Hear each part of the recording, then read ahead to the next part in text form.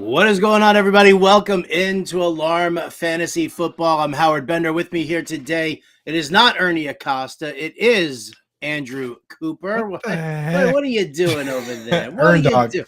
Listen, if Earn you Dog want to, pranked me. if the producer of the show, just swap roles and at least give me Ernie here on the front, folks. Britt Flynn not with us this week here, so you just get me and Coop rocking and rolling here for fantasy football. For the next 60 minutes. And I got time, this has been a hard day for me. I'm not going to lie. It's been a hard day for me. Last night, updating the injury report. This morning, talking about Jerome Ford on the waiver wire. Listen, I think anybody who knows me, who's followed me, who understands how I like to play some fantasy football, Nick Chubb, wow. Big part of my fantasy season, big part of my teams, and absolute disaster.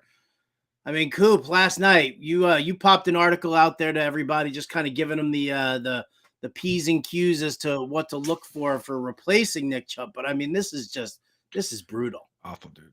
I'm telling you, Howard. We went back through the tape because you're a Jets fan. You lost Rodgers week 1, then you lose Chubb, quite possibly your favorite player, week 2. I went back through the tape to see some of your other guys so I could trade them before this week, dude. Like, looking at Cortland Sutton. I'm like, I gotta move Cortland Sutton before the Howard Bender curse gets from week 3. Yeah, I mean, I gotta tell you, you know what? It's funny if you guys are gonna listen to the Fantasy Alarm Show on Sirius XM. I'm just gonna go to that sheet right there because I was gonna leave it off of this one here, Coop. But seeing as how you brought it up, and here we go.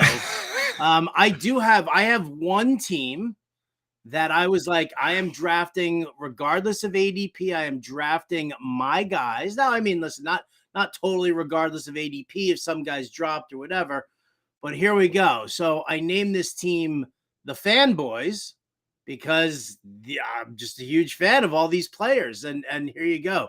Aaron Rodgers, Nick Chubb. Now here's where it's going to hurt a little bit. You ready? Brace yourself. On this team is Miles Sanders, Garrett Wilson, Brandon Ayuk, already dealing with a shoulder issue. Cortland Sutton, Dalton Schultz, Raheem Mostert. Well, I mean, that one is one that you knew he was going to get. He's going to get. I mean, he's doing great right now, but I mean, the most dangerous player, right? Oh my goodness, dude! That team is its own right, but you can't keep giving me a 10th or 11th round Raheem Mostert and not expect me to just jump on that every single time because I do love the player. I do. He looked awesome this week. He was great this week. Yeah. So man, that is no. And then the Jets defense, by the way. So that whole defense. I'm assuming that like a Scud missile is going to hit the team bus in Hempstead, Long Island, at some point here. But 2 down through 2 weeks. One. You can count Garrett Wilson as down. Well, actually, he still looked pretty good. Great. But, it hurts him a little bit. But Ayuk with the shoulder issue right now, that's definitely gonna hurt me as well. I was more in on Deebo Samuel this past week in the DFS playbook anyway. But there you go. That's the Fanboys. That is the starting lineup. That is the universe's hit list right now. So yeah, seriously, unbelievable. Well, just. It's a tough situation, but again, we obviously are rooting for Nick Chubb, rooting for him and his family, and hopefully come back and play, and at the very least recover and have a good quality of life. But we have to talk about fantasy football. The article's up right now, and I don't wanna. I know, Howard. It's Jerome Ford's the guy you add. The way we look at it is this: if they are willing to bring back Kareem Hunt, that means they're going to use him because he was already unhappy. There's no way he signs to not play. So when you look around and just think about the level of move they make. If they make a move for Fournette, Kareem Hunt, or they make a trade for anyone, Cam Akers, anyone like that, then that's likely meaningful unless the trade is like a 6th or 7th round pick, a meaningless pick. What you want them to do is go to the scrap heap and just grab, and I said this last show, any old dude named Williams that just kind of is floating around. The Daryl Williams and Damian Williams is right. Like the normal suspects. If they just grab a nobody, then it really truly is wheels up for Jerome Ford. And we might even be able to think about Pierre Strong a little bit here, who runs a 4.37, like 99th percentile. So what happens next is going to be crucial because they can't just have two running backs, Howard. Like no team just rolls with two running backs. No, I don't think they're going to just roll with what they've got. I mean, listen, I'm not going to say, I mean, Jerome Ford looked great last night. He really did. Great. And for a guy who was, sitting there on the, on the bench for the entire time, that's the way they do. They definitely need to add somebody. Very curious to see what they do. They, maybe just go back and get like Demetric Fenton or, Felton or whatever his name was, right. And do that. I don't think they go after Kareem Hunt. I really don't, because so here's the thing. Jim Bowden and I spoke to somebody in the front office for Cleveland because we asked, we were like, no Kareem Hunt. We watched Kareem Hunt get phased out of the offense last year, and then no Kareem Hunt, not even a sniff of him this year. The front office said he, lost a step, did not look good throughout the season, did not look good in training camp to start the season last year. They were giving him, some time to see if it developed. I don't know if maybe they didn't like his workout habits or something like that also. But the bottom line was that the Browns had no intention of bringing Kareem Hunt back this year at all. Zero intention. So with that, I kind of don't think that it's going to go that way. I mean, could you pull in some like rando guy like a Fournette? Maybe, sure. But I think that, really what you have to do here, because Nick Chubb's injury, for lack of a better way to even think about it, it does look like it could possibly be even a career ender. It's the same. Right. It was the same knee that he tore up in Georgia. And anybody who saw that video, and if you didn't see the video, don't watch the video. But if you feel compelled to, go scroll through the at RotoBuzz guy kind of list there, because like half a dozen people decided they were going to send me this video, yesterday, just to they're trying to be sympathetic about it. I'm on this Love Me Less campaign. Like Aaron Rodgers goes down, don't contact me. Don't say you're sorry. Just let me digest the whole thing. And then last night, most people, who know me left me alone with that. But then there are other people who threw that onto the timeline. But I don't. Jared Moore says that the Browns should trade for Akers. I would love that. I actually would love that. But you do have to see what you've got in Jerome Ford, don't you? If this is a possible career ender, wouldn't you want to see if Jerome Ford can handle the workload? Exactly. And what people might not realize about Jerome Ford is that he was a highly touted recruit. He went to Alabama, and it just so happened, like happens to a lot of guys, Alabama just had too many good football players. They had guys like, Najee Harris and Derrick Henry hanging around, and he went to Cincinnati, transferred to Cincinnati, where he had 20 touchdowns, right? And we've seen it before with Alabama. Alvin Kamara had to transfer out of Alabama. Jalen Hurts had to transfer out of Alabama. Like Alabama, like just because you don't win a job in Alabama, that doesn't mean you're not one of the top dogs in all of football. I mean, Roshan Johnson was behind Bijan Robinson. So Jerome Ford, it might have hurt him that he had to transfer to Cincinnati, but that doesn't mean that he's not a tremendous football player. And last night we just saw exactly why they keep this guy around and we're willing to move on from Kareem Hunt. So I think when you look around, guys like Zach Moss, Jonathan Taylor might be back. So you could lose that guy. Nick Chubb's probably not coming back, so you have to make him a priority ad right now. Jerome Ford this week. If you went 0 RB, you better be ready to drop bang. Yeah. 60 bucks, $70, maybe even if you went 0 RB. Yeah, you're gonna have to unload. I think I put it in the waiver wire article, like 55 to 60% of your bankroll. Right now, you're going to have to do that. On that note there, for anybody who checks it out, the waiver wire article, somebody actually asked me on Twitter, so I actually put a little update in there. They were like, why do you have Kyren Williams as less of a percentage as Jerome Ford? And it's very simple. If Kyren Williams is still sitting on your waiver wire right now, that means you're playing in a very shallow league and nobody's looking for running backs, because any league that's like 12 teams or more, definitely Kyren Williams is off your waiver wire. So if you are playing in a shallow league where maybe you don't, maybe Kyren Williams is still sitting there, maybe it doesn't matter. Maybe you don't have to put that like big, huge bankroll bid on him to acquire him, because again, Kyron Williams should have been picked up last week. No doubt about it. Just Exactly. want to address in the chat here. We do answer questions here, Z Money. We will get to some, not a problem there, but obviously we're going to be talking a lot of waiver wire today. What I also want to talk about here is I want to talk about secondaries that we're starting to target against. I'm doing the DFS watch list over at fantasyalarm.com. Coop does the tight end coach. Colby Conway does the wide receiver coach. John Impemba is going to be covering the weekly matchup report. So we've got all of this working for us over at fantasyalarm.com. And so when I start looking at stuff like that, like the watch list, I'm starting to look at what secondaries are really kind of falling apart, which ones are a little too shaky early on. So I figured Coop and I could dazzle you with some secondary talk later on the same. It's magic. But yeah, we'll is that a dove that you just pulled out from your pocket? The old release the dove. How long was that little guy in there for? Well, I got a whole batch of them ready to rock and roll, dude. So don't worry about that. So here you go. Let me just kind of just run through this chat real quick. Yes, the Browns should trade for Akers, unless, of course, we want Jerome Ford. Ryan Stefik wants to know, let's see, I have Jalen Hurts and DeAndre Hopkins considering trading for Herbert and Mark Andrews.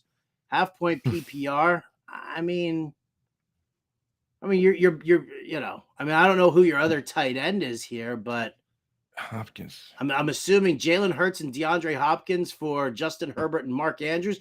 Man, I think that's a move that I would probably make. Yeah, it all depends who slots in for Hopkins. If you have somebody on your bench that's like just as good or is a kind of a lateral move from Hopkins, then do it for sure. Because I think the quarterback's even enough, right? I think so. Let's see. George Play 01. Should I trade Kenneth Walker and Olave for Chase and Brees? That is not a buy low. All right. Like, that's one of the things we talk about constantly. It's not, if you're going to buy low on a guy like Chase, you don't want to pay full price. And here you are paying Kenneth Walker and Chris Olave for Chase. And we don't know really what's going on with Brees Hall. Four carries this past week. Nathaniel Hackett. I think that's a conversation we need to have. Three-way split, Howard. We had 17 snaps for Dalvin Cook, 15 for Brees Hall, 15 for Michael Carter. So that has me. I mean, it's not what we want to see. I can live with a two-way split. A three-way split that's a nightmare situation. No, you know what a nightmare situation is? Nathaniel Hackett as your offensive coordinator when Aaron Rodgers is no longer your quarterback. No, dude. Did you guys just become the Broncos? I mean, listen, here you go. And I've said this throughout the preseason, and I said it throughout training camp, and I said it throughout draft season. Nathaniel Hackett might be a great offensive coordinator if Aaron Rodgers is his quarterback, because what does Nathaniel Hackett do? What did he do with Denver last year with Russell Wilson?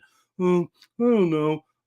What do you guys think you should do? Like that's what he did. He's like, call a play and maybe it'll work, maybe it won't. When Aaron Rodgers is the quarterback, Nathaniel Hackett sends in his suggested play call, but he knows that Aaron Rodgers is just going to figure out what the defense is and go from there.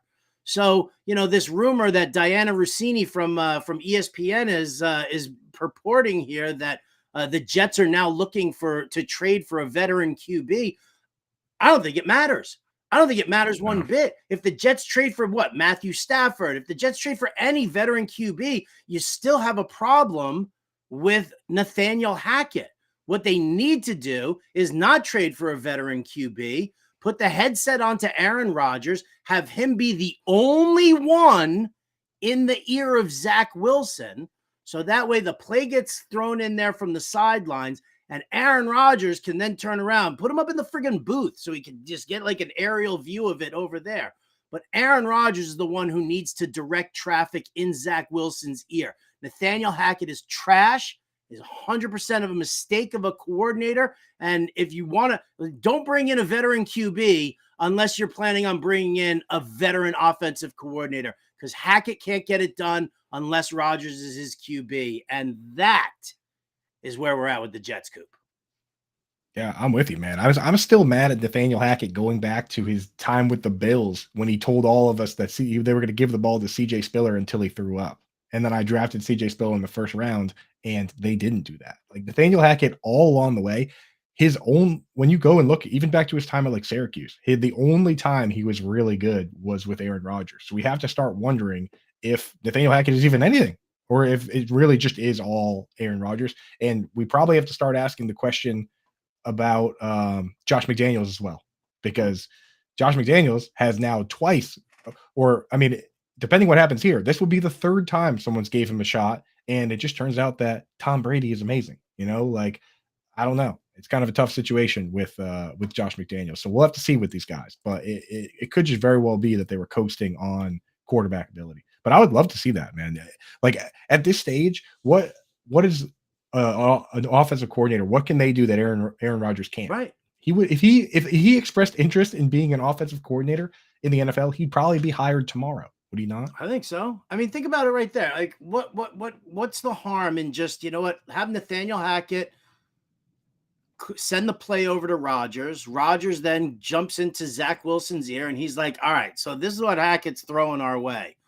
Don't do it, because if you see, you got the safety who's pinching in, you've got the defensive end over there who's now going to move over to the other side, and that's going to get you all jammed up. What you should do is this. And like let that happen. Like, who knows? Maybe Aaron Rodgers is like Tony Romo from the future, right? In the booth. And then all of a sudden it helps develop Zach Wilson more. Zach Wilson now is looking at different things, but did you see Dak Prescott calling the plays in that preseason game? No, I did not. So the final preseason game, they had Dak calling the plays, and the quarterback Will Grier threw for like 300 yards. Like it was actually kind of awesome. So it's maybe not crazy. Maybe not crazy, but you put Will Grier in a regular NFL game, and he looks more like David Allen Grier. That's throwback, man. So other news. Let's I want to clear the deck here. How much $100 would you spend on Tank Dell? And would you get Mims too to use both as a trade package? I mean, if you're picking up to trade, I'm not spending a ton, are you? No, I'm not. And again, with these moves, you got to know where you're at in terms of like how far these guys are away from your starting lineup. Because like Marvin Mims, yes, it was cool that he had 113 yards, but he only played 16 snaps. So he still is a guy that you're stashing on the bench until we see him play more. Whereas Tank Dell, I don't like his profile as much as I like Mims, but at least Dell played like 50 snaps, So you got to figure out, is this a guy you're trying to trade? Is this a guy that is anywhere close to your lineup? Or do you just need the guy that has the highest long-term upside? Because long-term upside, I think it's Mims. Yeah, I think long-term upside, definitely Mims. Yeah, I mean, listen, Tank Dell, listen, he was great in college. Dude's 5'8". There's a problem there. I mean, like, we don't have can we name some successful wide receivers in the last 20 years in the NFL who are 5'8"? The best one is probably, I don't know, Andrew Hawkins. Like I can't even come up with guys that Rondale Moore is probably your best bet right now as somebody, but no, there's not many. There's not many at any position, to be honest. What you should do is go check out the waiver wire article over at fantasyalarm.com. It is 100% free, and it's got all of my fab bidding percentage suggestions in there as well. Scott Frankel telling me Rossini's at the Athletic now. Shut up, Scott. Don't correct me. Get out of here. Get out of here. He's right. He's right, you, though. Frankel. He is yes, right. Yes. Thanks, Frankel. Would Rodgers do that? Who knows? Fatty McFat says he's a better OC than Hackett. Probably. Kevin Tompkins. True. Yeah, well, just stop hating on Aaron Rodgers, Kev. I'm sorry that he left your Packers. Stefanski sucks also. Yeah, we knew that. Dak way better than McCarthy. Yeah, and that's true. I've seen it. Antonio Gibson dropped. Is he worth a pickup? I don't love him. No, they just don't. They don't give him enough work. That 36-yard reception was awesome, and then they immediately went right back to Brian Robinson. And Hal throws in Muggsy Bogues' name as a potential under 5. It's a wrong sport there, Hal. Wrong sport, but we love it. Thank you so much for that. All right, let's get back to the news that we got going on here, and let's if we're going to talk about a possible trade of a draft pick for Cam Akers for Cleveland. I mean, what do you make of this situation here?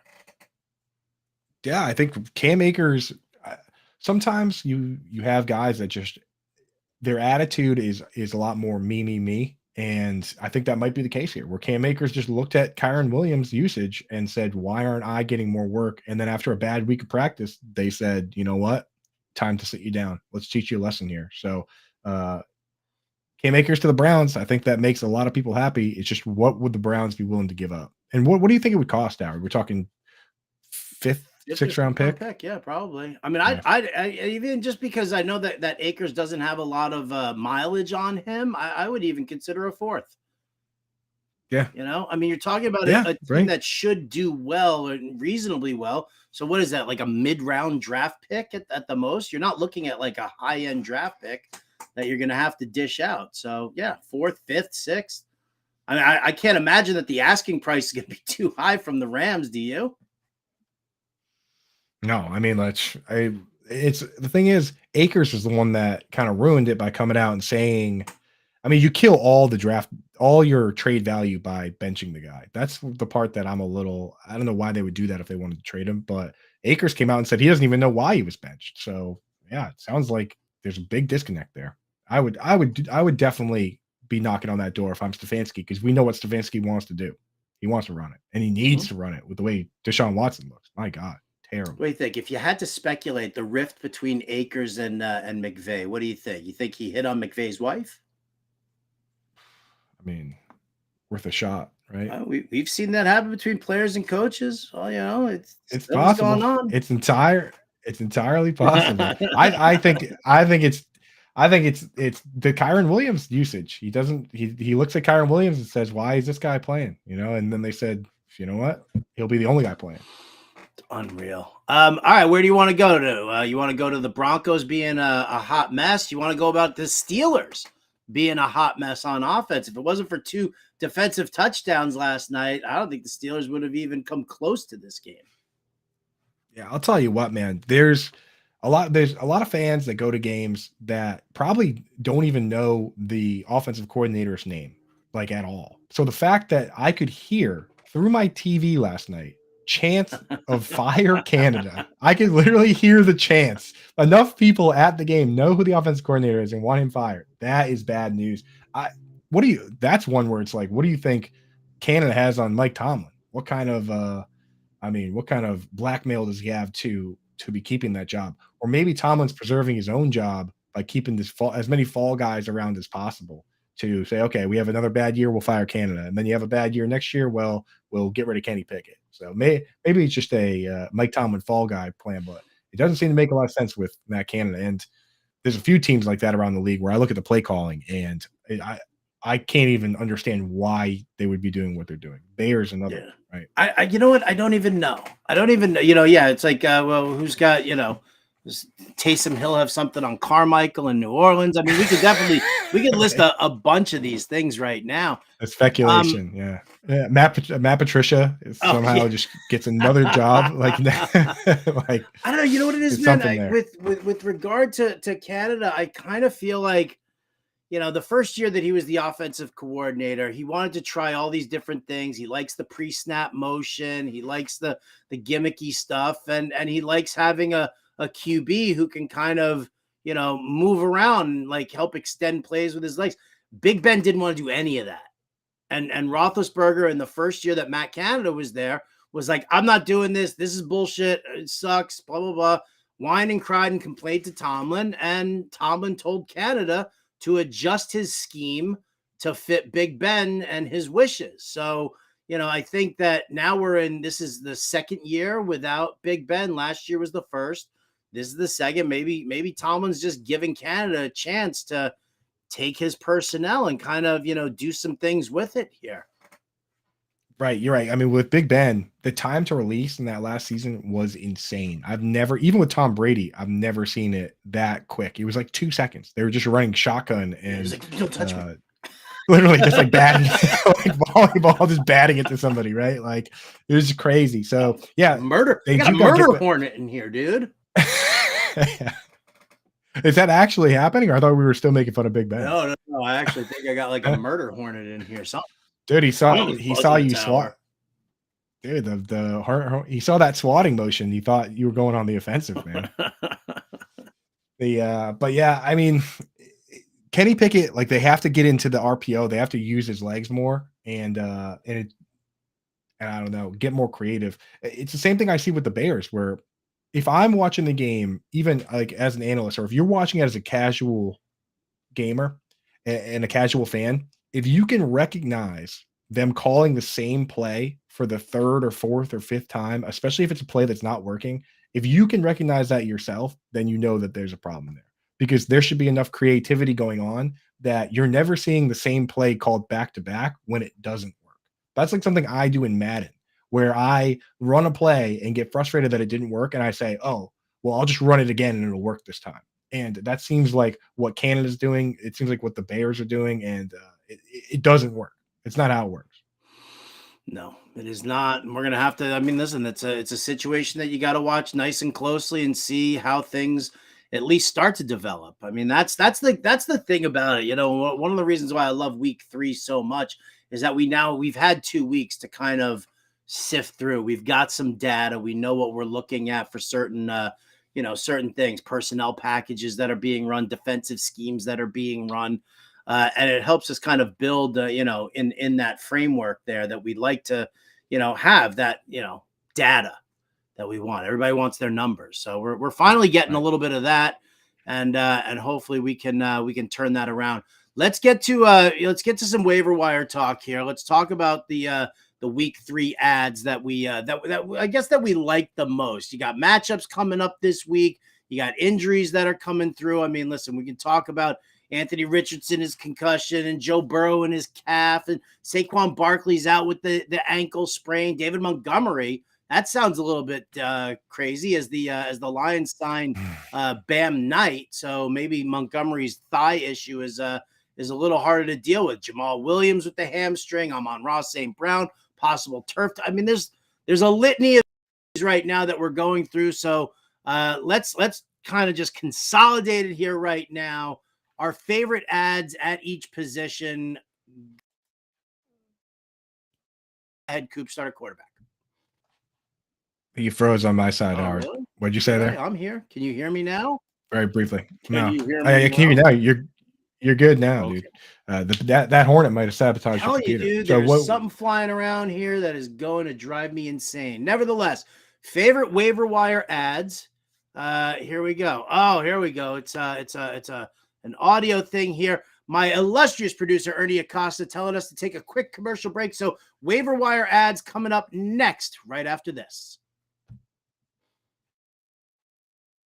Oh boy, we got a big one. We got a big card here. We got let's go. We got a super rookie.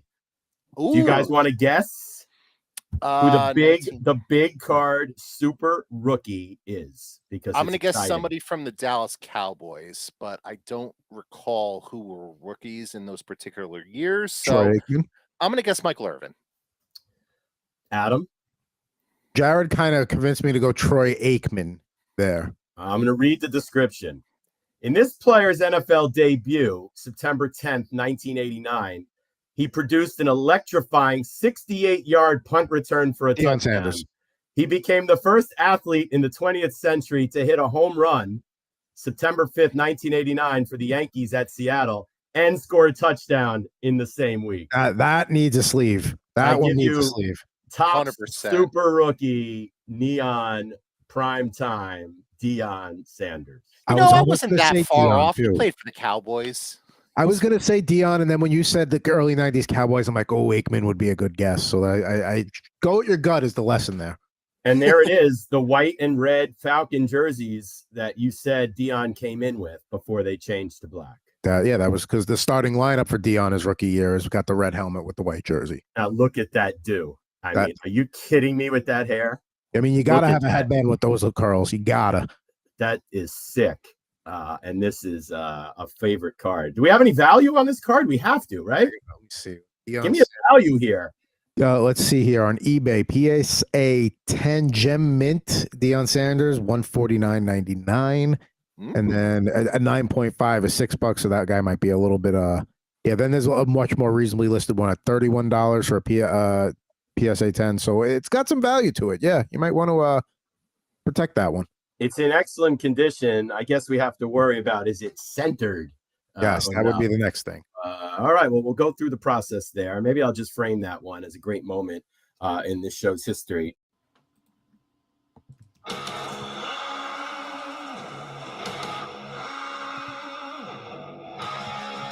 All right, there we go. We're back. We set a little technical situation going on there, and here we go. Test.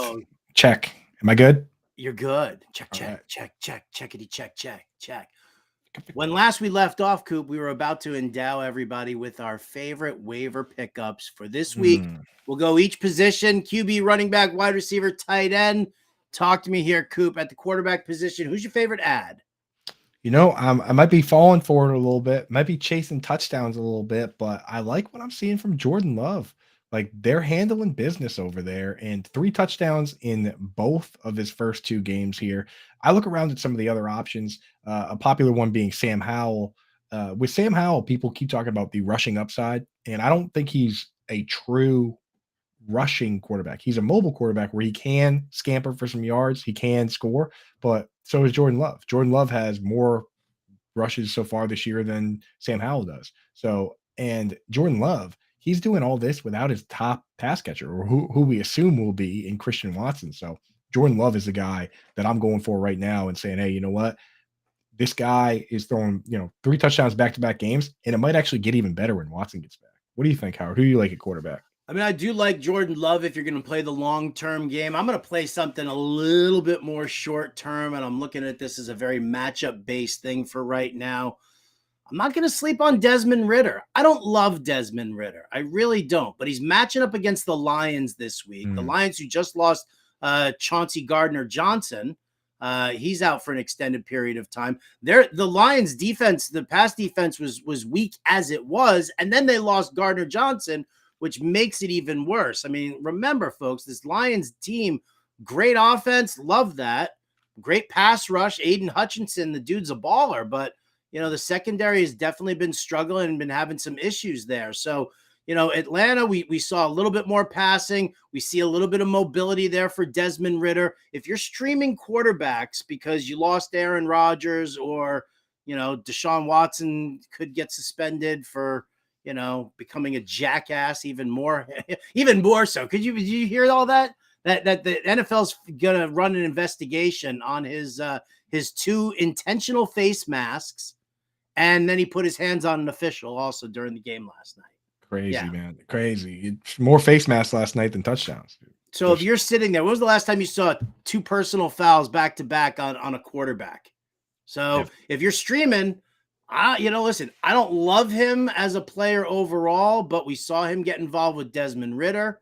We saw him get involved with Drake London. We saw, maybe we see a little Kyle Pitts this week because Detroit sucks against the tight end and just lost Chauncey Gardner-Johnson. So I don't know, man. Coop, what do you think? A little Desmond Ridder? I like it, man. And especially, again, if you're not going to go there in your regular leagues, if you're all set at quarterback, maybe a DFS play, right? And those across the fantasy landscape, you got to be rooting for Desmond Ridder to have a good game this week or to do something at all. The worst possible thing would be the Falcons coming out and running the ball a million times and winning this game too.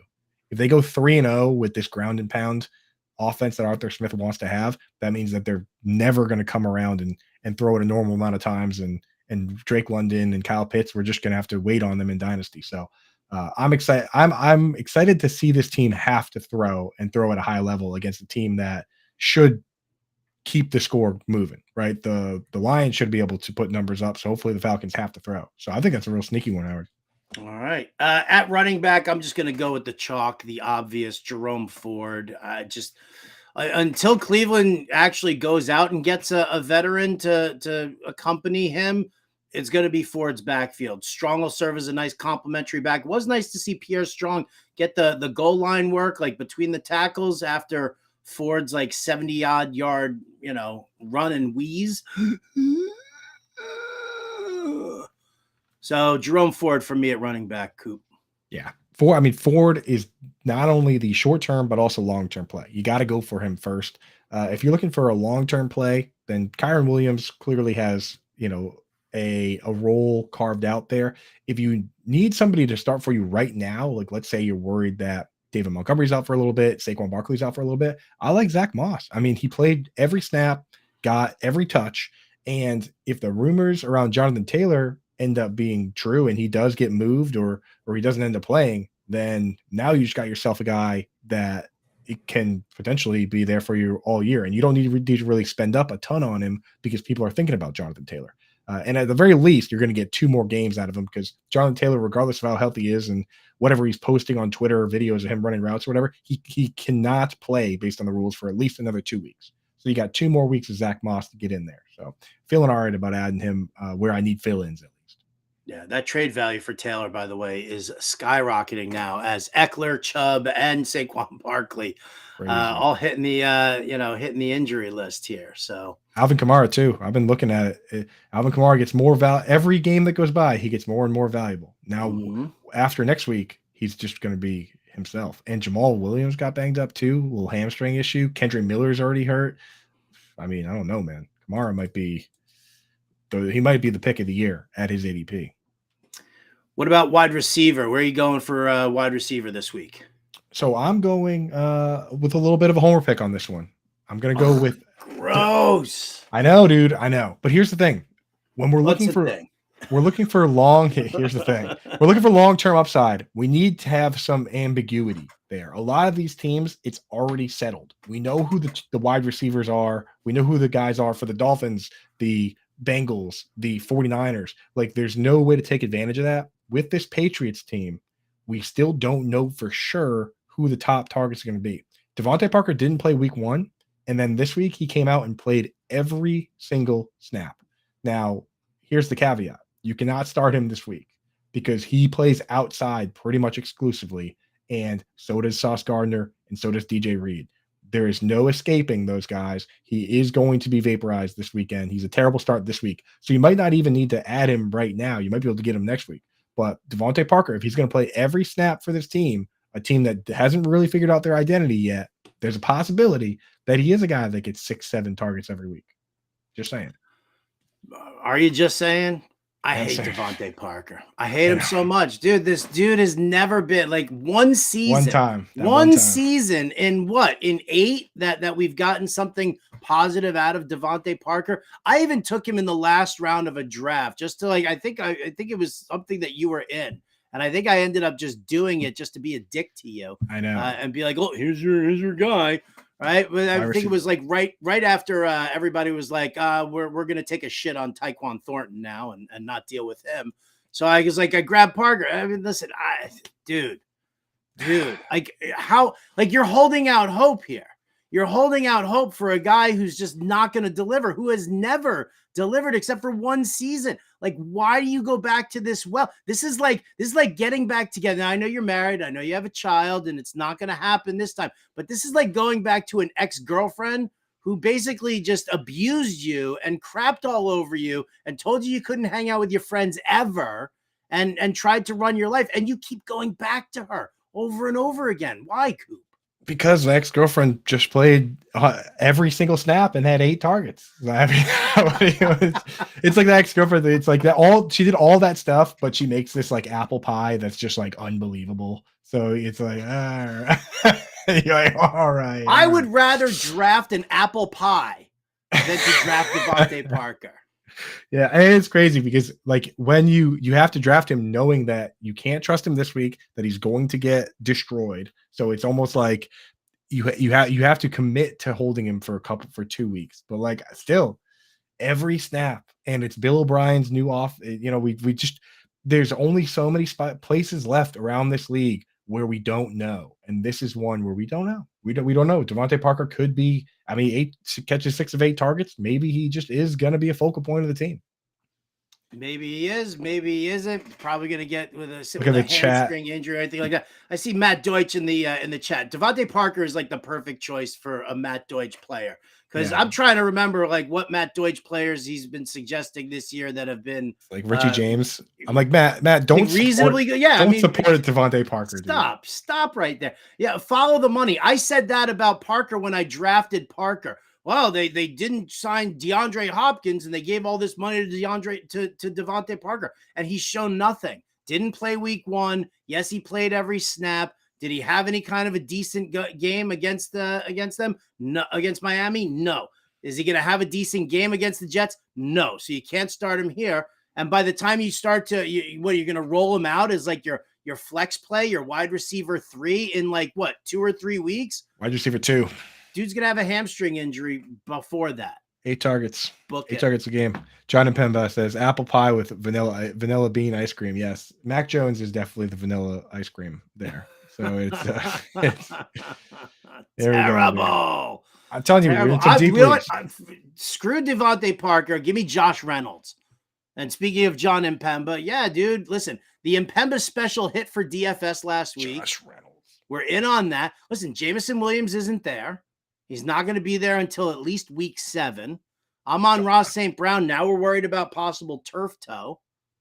Okay, so now, Josh Reynolds, who's playing decent snaps, who's seeing great targets, who's seeing red zone looks, which is important.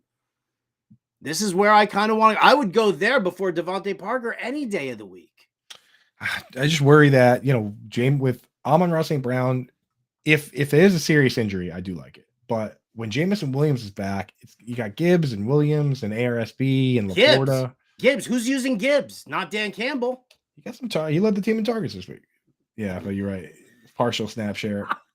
Josh Reynolds, I mean, come on. Talk about going to the was getting carries before they were trusting in Jameer Gibbs.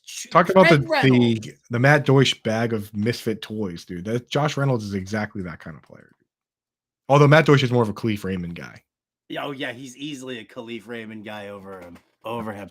That's actually not a bad pick. It's not a bad pick. I hate chasing touchdowns. I hate feeling like I'm chasing touchdowns. I know you aren't chasing touchdowns, but anytime a guy just scores the touchdowns, I feel like I'm chasing. Do you? I do. Yes, but I mean, you're also got the snaps. It's one thing if he played a partial snap share, but he did play a huge snap share. Marvin Jones clearly on the back burner, and anybody watch on the back burner. Yeah, in the Chiefs game, Marvin Jones, you could tell he was feeling it. He's a part-time player now. So yeah, Josh Reynolds. I still want to stash. Don't come here. Don't come here throwing Devontae Parker out there and then start poo-pooing Josh Reynolds. I'm just saying. Who saw an 80% snap share last week. Would you drop if you were stashing Jameson Williams on your bench? Would you drop Jameson Williams for Josh Reynolds? No, if I'm stashing Jameson Williams on my bench, I'm stashing him for a reason. There's no like rotation of guys like that. Like that's. I don't really understand why people do that with their benches. Like if you're stashing a guy like Jameson Williams, unless you absolutely positively need a player, then you shouldn't be dropping Jameson Williams. You drafted him in the 10th round and knowing that he was going to be suspended. So unless you absolutely need that roster spot, you got to invest. Yep. Bingo. It's like you already decided earlier on whether you wanted a lottery ticket or a scratch ticket. It's why we tell people not to draft handcuffs as your last bench spot because you're just going to drop them. Same with Jameson Williams. Like if you should have planned ahead. So I'm with you. All right, let's go to tight end. You, Coop, the new and improved tight end whisperer. What do you got?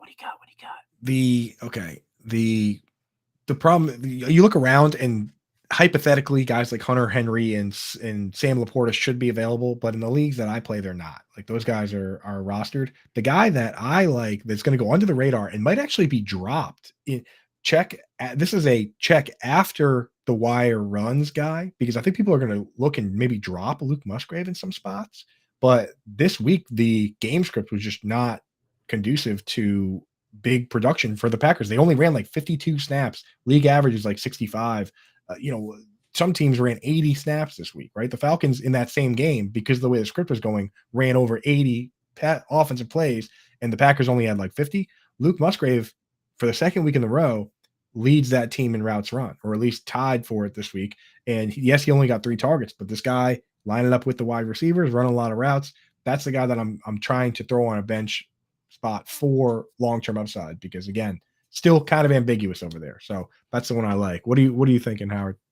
At tight end, if Logan Thomas doesn't recover and doesn't get come back from his concussion, Cole Turner becomes the pass catching tight end, and nobody's looking at him. So if you're gonna, if you've got Logan Thomas and you're worried about him with the concussion, throw a $0 bid or even a $1 bid on Cole Turner. he'll get the looks. We saw him get the looks in the preseason, and I think that's going to be a solid move there. Bingo. John Bates plays a little bit, but he's the true like inline tight end. Cole Turner, converted wide receiver. That's all we need to hear, right? This guy's a wide receiver first and foremost that just happened to be big enough to be labeled the tight end. So that's all we care about. And yeah, with Bieniemy, I love it, dude. And Logan Thomas himself looked pretty good. So if he's just going to go in that Logan Thomas role, yeah, give me some of that. DFS for sure. All right, so there you go. Waiver wire ads, our favorites. Coop's got Jordan Love, Zach Moss, Devontae Parker, and Luke Musgrave. I got Desmond Ridder, Jerome Ford, Josh Reynolds, and Cole Turner. Folks, Underdog Fantasy offers new contests and chances to win every day. Play their Pick'em contest by choosing higher or lower on 2 to 5 of your favorite player stats. All right, the more you pick, the more you can win. Choose from MLB, NFL, PGA, and more. All right. Underdog Fantasy offers daily drafts with leagues ranging from 2 to 12 players. And now there's a brand new way to play Underdog Fantasy. Make picks during the game with in-game pick'em contests. All right. All you need to do is sign up at fantasyalarm.com/underdog. Use the promo code ALARM. And what they'll do is they'll match your first deposit up to $100. So again, that's fantasyalarm.com/underdog, promo code ALARM. And just because, we're super nice guys here, Coop, let's each give him an underdog pick, a higher or a lower pick to throw into contest this week. What do you got? Yeah. So first off, I think they give you the special one, right? The Daniel Jones is this one. 0.5 yards. All he has to have is a yard. I'm going lower on that. No, I'm just kidding. You gotta take the auto square with Daniel Jones. The one I like. Dude, my wife just flew to Massachusetts to punch you in the face. I deserve it for that. I do deserve it for that. I'm going with it feels chalky and people are gonna be a little scared, but Travis Kelce, 74.5 yards, going up against this Bears team that's not only absolutely reeling, but during the game this week, both their starting safeties had to leave the game. Eddie Jackson left the game and Jaquan Brisker. Now, I think Brisker's probably going to play, and Jackson might play as well, but Eddie Jackson left the game with a non-contact foot injury, right? So if they're going to be missing that player or even have that player playing at a partial level, I think Travis Kelce is absolutely going to feast this week. So setting him at 74.5 yards, give me the higher on Kelce. All right. I like that. Listen, I went back to the Kelce well immediately last week as far as DFS went. A little disappointing from Pat Mahomes throwing for kind of crap yards, but that whole game turned into that game was like, I said it before, that game, watching that Jags Chiefs game, that was like, it was 2 a.m. I just smoked a fatty and I put on like Steely Dan's greatest hits, right? And just kind of lulled myself into be a fool to do your dirty work. Peg, they come back to you, right? I mean, it was such a snooze fest there, but yeah. I like it. All right, Travis Kelce higher than 74.5 yards. I'm going to go Kirk Cousins. This is going to be an easy, chalky one also. Higher than 285.5 passing yards. I mean, come on. This matchup this week, the Chargers against the Minnesota Vikings. The funny thing about it was because I put both Cousins and Herbert into the watch list, which will be published a little later on today, guys. You can check that out over at fantasyalarm.com. But by the way, if you don't have a subscription to fantasyalarm.com, you're not going to be able to read what I wrote about these guys, and therefore you're going to have to take that 7-day free trial. So go to fantasyalarm.com/win. Get yourself a free trial over there. 7-day free trial. Get all of our content. But here you go. For Underdog, Kirk Cousins higher than 285.5 passing yards. Why? Because the Chargers rank dead last in DVOA against the pass. They've given up the most passing yards per game already at 333 between the two contests, the two teams that they've played already. They just don't look good. They don't look good. And we also know that Minnesota's defense, while the data isn't going to back it up just yet, we know that Minnesota's pass defense is super porous as well. I could see this just going back and forth, like better than the Jags Chiefs hopeful that we thought we were going to see. This one here, I think it's got much more established passing games. Justin Jefferson on one side, Keenan Allen and Mike Williams on the other side. I think this one turns into just a couple of heavyweight prize fighters just throwing haymakers at each other.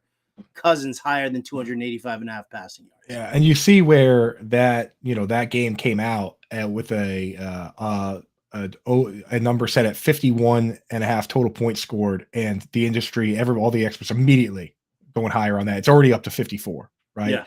And look at the Chargers, and you said it, most passing yards allowed per game, number one, and worst DVOA, number one. That includes a game where they played the Tennessee Titans. Like, that's where it's not like this team is like, obviously the Dolphins, it was Hucky Chucky, but it's not like this team just had that kind of schedule. They went up against one of the teams that's one of the least pass happy and still let them run wild. So yeah, that you want to stack that one up big time. What that game is that's a 1:00 game too. So you can get that in there, with all your main slate stuff. So very good. Let's see what the late game hammer is. Let me look at the NFL schedule. I love always like looking at that late game hammer, especially if you're going to invest heavily, and everybody's going to invest heavily into this Chargers Vikings game. So with that, the afternoon games, Carolina, Seattle, Kansas City, Chicago. I love having players you're right, Howard. It's Dallas, nice Arizona. In those games. If you can get an overtime game that brings us right up to Sunday Night Football, that's the best of DFS, right? Where you just, no one else is playing but your players, and you're just creeping up that chart. Oh, that's nice. We got two. I was gonna say, think about it there. Like, look at that late game in Seattle against Carolina. You can go Metcalf or Lockett. Mm-hmm. You could even go Geno Smith if you didn't want to use one of those Cousins or Herbert guys. Kansas City, you throw a little Travis Kelce in there, late night hammer of Travis Kelce. Mm-hmm. Dallas, get a little late night or late game hammer from CeeDee Lamb, Tony Pollard against Arizona. Yeah, let's go. Zach Ertz, the most boring man in all of fantasy football, but consistent. Sneak him in a lineup. We got two Monday games again.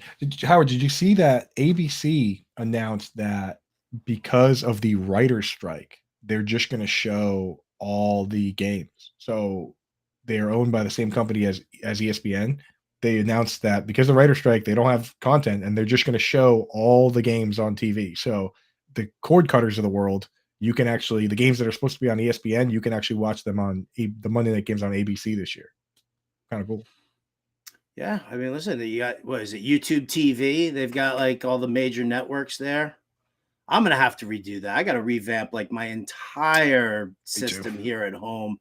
We got like 72 different streaming services and whatnot. I gotta stop. I gotta stop paying for cable, Coop. I gotta stop paying for cable. Agreed, man. Yeah, I gotta figure that out.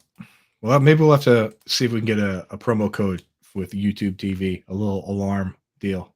Let's set them up, right? Yeah, there's YouTube. YouTube's they're like, yeah, no problem, guys, no problem. Set Absolutely.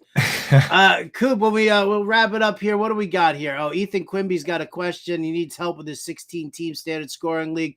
Why are we asking Ethan? Why are we worrying about start sits right here on a Tuesday when neither player, neither Pittman nor Puka are going to be playing until Sunday? Why are we worried about this right now? Yeah, we should be doing. Let's worry about waivers first. Yeah. Waivers first, and then we're here 1 to 3 pretty much every day. We got a show Wednesday, Thursday, Friday. We're hanging out here. Tomorrow I'll be on Quick Outs with John and Pemba. Then we have this show again. Howard's got You're Getting Buzzed on Thursday, this show again. So many opportunities for start sits. But right now, my leaning, just to give you an idea, I find it very difficult to start to bench Puka Nacua if he's going to be getting that. Dude, 35 targets in 2 games. Yeah, he's just got to find a way to get him in there. Yeah, I mean, listen, I like Pittman. I think Pittman's very talented, but you also have Anthony Richardson sitting in concussion protocol. And would you rather have Michael Pittman with Gardner Minshew throwing to him, or Puka Nacua with Matthew Stafford hooking him? Easy. Yeah, Ethan, I get it. You're just ahead of the game, so there you go. Waivers are set. Everything's golden. I appreciate you being up front on stuff. So yeah, just get Puka in there, and I mean, my whole issue with start sits on a Tuesday, and listen, this is just look at what happened last week. All the injury news poured out on Wednesday. Like, I hate running waivers on Tuesday night. All the injury news poured out on Wednesday, and all of a sudden it was Wednesday, and you were like, damn, this guy's not going to play. This guy's not going to play. This guy's not going to play. This guy's questionable. Like, how many times did you see a player of yours, like, all of a sudden get that questionable tag on Wednesday, and you were like, ah, shit, well, now I can't use them. Right. Yeah. I mean, now, like at this stage, all you should focus on is waivers, getting guys into IR spots when you can, and maybe, if anything, looking at the Thursday slate and just making sure you move those guys out of your flex into, like, if you know you're starting a guy on Thursday, move him up into a wide receiver spot or an RB spot so you don't have a guy in your flex. But that's about it for roster construction at this point. There's no need to go crazy. We're going to push the secondary conversation, like defensive backs, those secondary guys. We're going to push that to tomorrow's show because we're running out of time here. Coop, before we get on out of here, why don't you tell everybody what you have coming up for the duration of the week, because it's a lot. And if they want to talk to you, they want to get your lineup advice and everything like that, where should they be looking? Yeah. So right after this today, I got two things going up today. I'm finishing this up now that we have all the data, everything from last night. My rankings for week 2 will be up today, so that when you're making your waiver ads and putting those in, for week 3 will be up today. So when you're making your waiver ads, check that out. Those are going to be fresh today. I'm also going to update the yin and yang tight end article. That's a free article because we love you guys. So that'll be up tomorrow. Snap count article. That is the most important article of the week for me. It's what really tells us, especially with, like Howard said, with 2 weeks of data points now we can start figuring out patterns. Now we can actually predict the future. And then Thursday, DFS article. Thursday night, we're going to be doing the Start Sit question show. That's the show where from 7 to 8 p.m., you come in here and hammer the chat with all the questions you have for me and John and Pemba. We answer every single one of them. That's where you come in and get your lineup set. So that's what I got going on, Howard. What do you got going? You got the Quick Outs show tomorrow. Quick Outs tomorrow. You that. You got Alarm Fantasy Football for the next 2 days here, 2 p.m. Eastern. You said your Thursday live stream, Fantasy Fiasco, on Friday. I love the show. By the way, I love the show, Coop. I really do. You liking it, man? Yeah. Monday. So I'm digging it. Yeah. Monday, we just recap. That's just me by myself, and I just tell everybody what I'm thinking. On Friday, I bring in a guest, and we hit on the slate. We make a little FFPC lineup. Good stuff all around. So, do you know who your guest is yet? Or you want to surprise that? That one's a surprise. A surprise. All right. My guest on Getting Buzz this week is actually Chris Weaver from NFL Films. Nice. If you guys have seen some of the stuff, some of the jam band stuff that goes along with football, i.e., Trey Anastasio from Fish hanging out with Nick Mangold, formerly of the Jets, or Fish doing the whole Russell Wilson chant, like all that, all these NFL short films done by Chris Weaver. He's going to join us. I gotta find some way to roast a Cowboys fan on the show. So somebody please help me if you've got some suggestions on that front. Better Sports Betting Show with me on Wednesdays and Fridays. Dan Servadidio, Sirius XM, Monday through Friday, 5 to 7 p.m. Eastern. Lisa Ann does Fantasy Better. Lisa Ann and I, we talk all sorts of fantasy football and all sorts of things, actually, on Wednesday nights, 7 to 9.